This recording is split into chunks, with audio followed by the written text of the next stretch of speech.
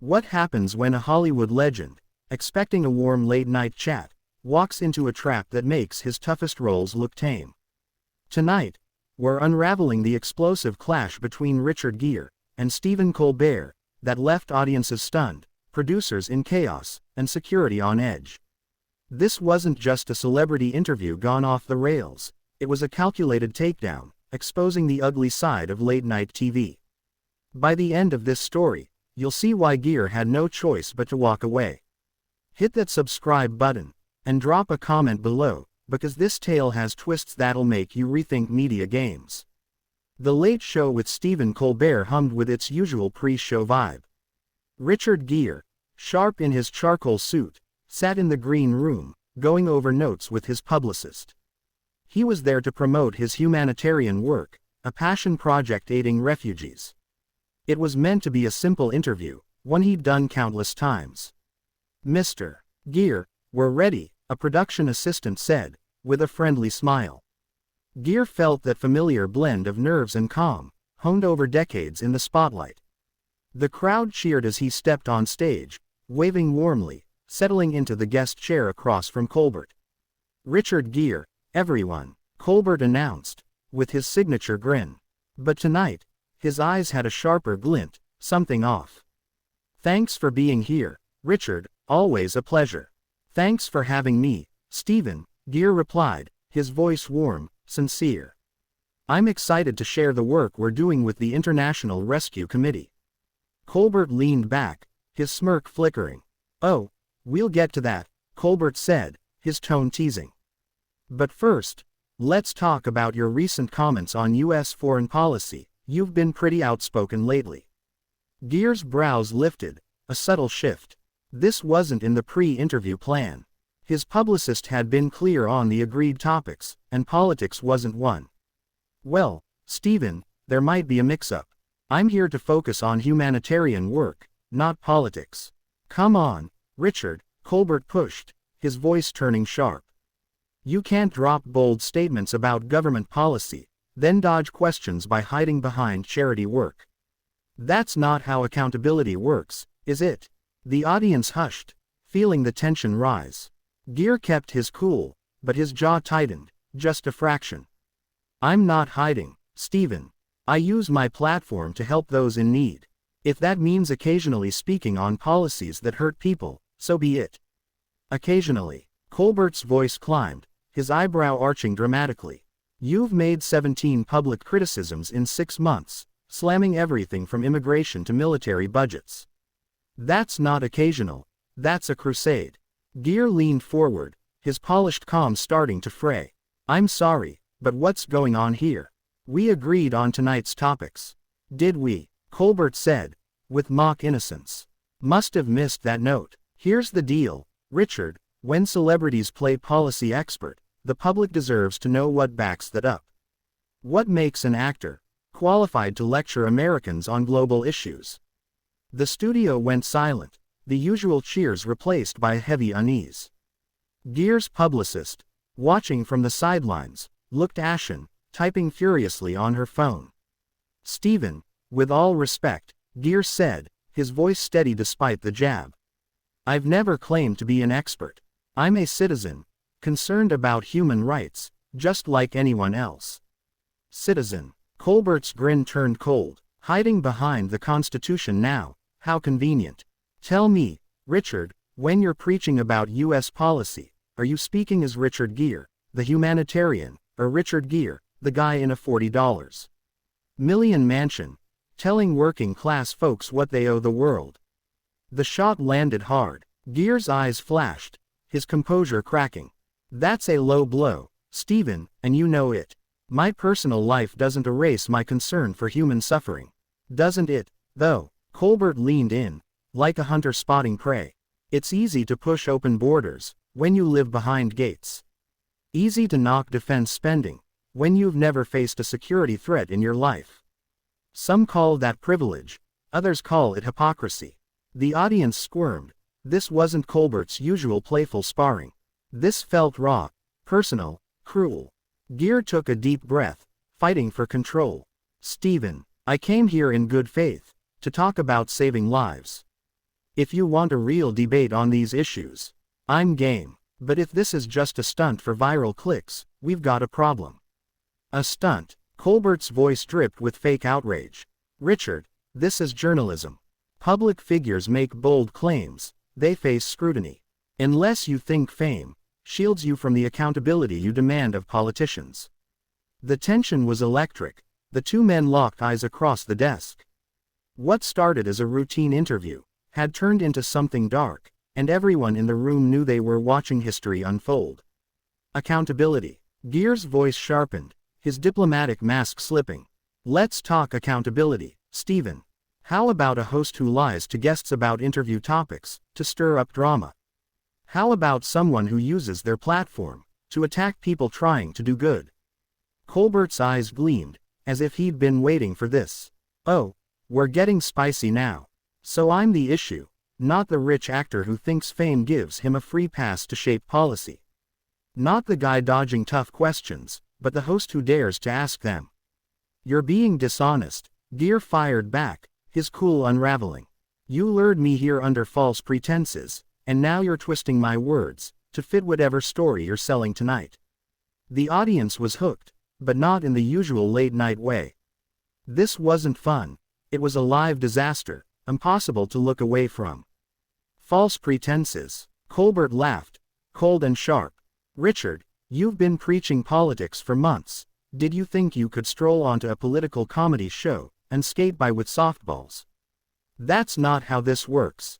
Tough questions. Gere's voice rose, anger breaking through. You call personal jabs and lies tough questions. You're not here to discuss, you're here to destroy. Colbert's jovial facade vanished, replaced by a calculated edge. You know what I think, Richard. You're used to people fawning over you, praising your wisdom. You've forgotten what it's like to face real pushback, instead of applause just because you're a star. That's rich, Gere snapped, his fury clear. Coming from a guy who's built a career pandering to his crowd. When's the last time you had a real talk with someone who disagrees with you, Stephen? When's the last time you questioned your own views, instead of mocking everyone else's? The studio went still. Even the crew seemed frozen, unsure whether to keep filming. You're calling me a bully. Colbert's voice cracked, feigning shock. I'm asking you to back up your public stances. If that makes me a bully, what does that make you? A guy who wants to sway policy, without any pushback. I never said I'm above criticism, Gere replied, his voice trembling with rage. But there's a difference between fair critique and what you're doing here. You don't care about my views, you just want to humiliate me for your viewers' amusement. Colbert leaned back, his smile icy.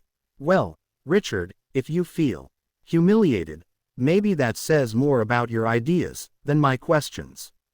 Maybe your stances don't hold up under real scrutiny. Scrutiny.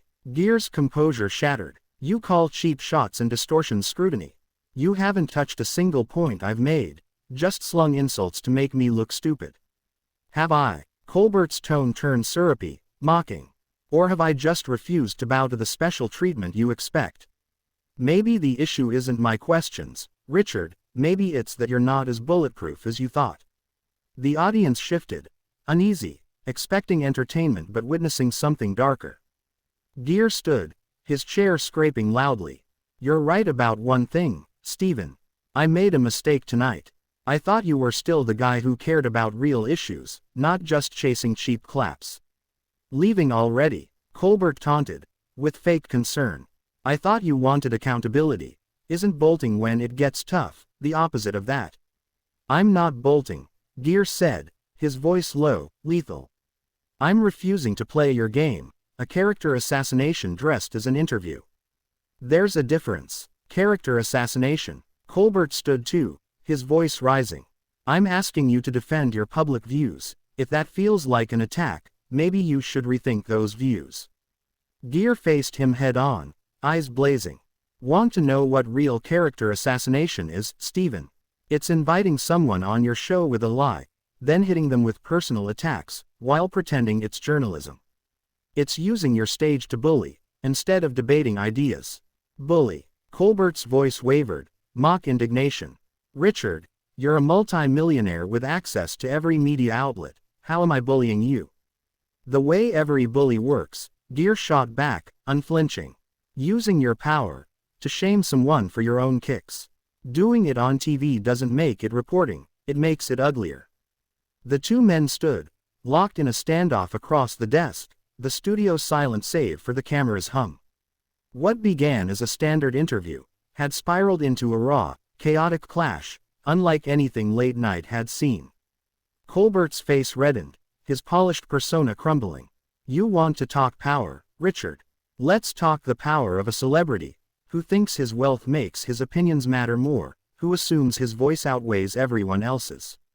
I never said that, Gere replied, his voice steady but seething. I have the same right as anyone to speak out. The difference is, you're trying to shut me down, with intimidation and lies. Shut you down. Colbert's laugh was bitter, sharp. You're on national TV, how am I shutting you down? By asking questions you can't handle. By creating a trap, Gere countered, designed to make me look foolish, instead of engaging with my actual points, by lying about this interview's purpose, then attacking when I call you out. You know your real problem, Stephen. Gere continued, his voice dropping to a chilling whisper. You've become what you used to roast, a media big shot, using his platform to attack people, not ideas. You're the exact thing. You built your career mocking. For the first time, Colbert looked shaken, his quick wit faltering. That's cute. Coming from a guy whining about being held accountable, for his own words. Accountable. Gere's voice rose, fierce. You haven't held me accountable for anything, you've just tried to tear me apart for laughs. There's a difference between accountability and cruelty, and tonight you've shown which you prefer. Colbert's cool cracked, revealing a colder edge. You know what, Richard?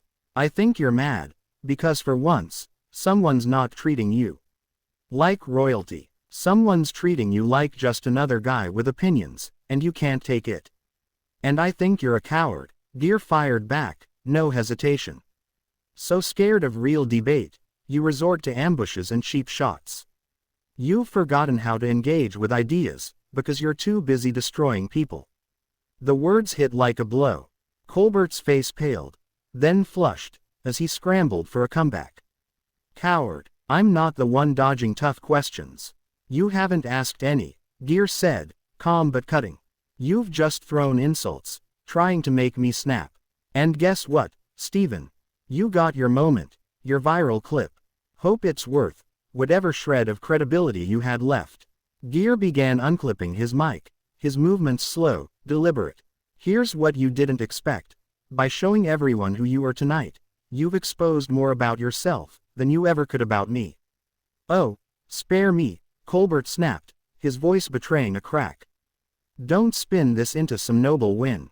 You're leaving because you can't handle the heat. I'm leaving, Gere replied, dropping his mic on the chair, because there's no point talking to someone who'd rather score points than seek truth. I'm leaving, because I won't play along with your circus. He turned to the audience, his voice clear, commanding. I came here to talk about refugees, people dying while we argue policy. Instead, I've been dragged into a character assassination, built for headlines. This is what passes for debate in America today, and we should all be ashamed. Colbert rallied, desperation in his tone. Richard, you're overreacting. This is just how it goes when you take big stances. Gere spun back, eyes fierce. No, Stephen, this is how it goes when a host cares more about destroying a guest than understanding them. This is what happens when comedy turns cruel and journalism becomes a bloodbath. He started toward the exit, his stride firm, unwavering. What's really shameful, Gere continued, that someone with your platform thinks this is okay. That you've forgotten the line between accountability and holding someone hostage. So that's it, Colbert called, his voice high, frantic. You're just walking out. What about your cause? The refugees you came to talk about. Gere paused at the stage's edge, turning back, his gaze steady. My message is clear, Stephen. When someone lures you in with lies, then attacks for their own gain, you don't have to stay. You don't have to feed their trap. Sometimes, the strongest move is to walk away. He faced the camera, voice unwavering. And to anyone watching who thinks this is accountability, ask yourself, would you want to be treated like this? Would you want your views challenged through honest talk, or through ambush and shame? The studio was silent, Gere's words hanging heavy. He walked off stage, leaving Colbert alone, his face a mix of rage and something like fear. The audience sat stunned, unsure whether to clap or flee. For a long moment, Colbert stood speechless, his polished persona in ruins. When he spoke, his voice was thin, uncertain. Well, that was something. But the damage was done. In trying to break Richard Gere, Stephen Colbert had bared something darker about himself, and everyone in that room knew it was a moment for the ages. The question wasn't who won or lost, but what this clash said about our public square, when a simple charity talk could turn into such a brutal attack. As the cameras stopped, the studio's silence roared, broken only by Gere's footsteps fading down the hall, his dignity untouched despite Colbert's barrage. So, what do you think? Was Richard Gere right to walk away? Or should he have stayed to battle it out? Drop your take in the comments. And subscribe for more deep dives into moments that reveal the raw truth behind our biggest stars and media players.